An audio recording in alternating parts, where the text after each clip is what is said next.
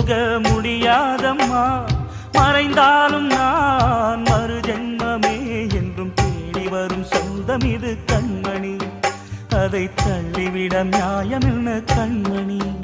இது நீ இருக்கும், இது நீ இருக்கும் நெஞ்சமடி கண்மணி. இன்று யாரடிச்சு வெண்முதடி கண்மணி? ஒரு வீடு கட்டி வச்சிருந்தேன் கண்மணி, அது வெட்ட வெளியாச்சுதடி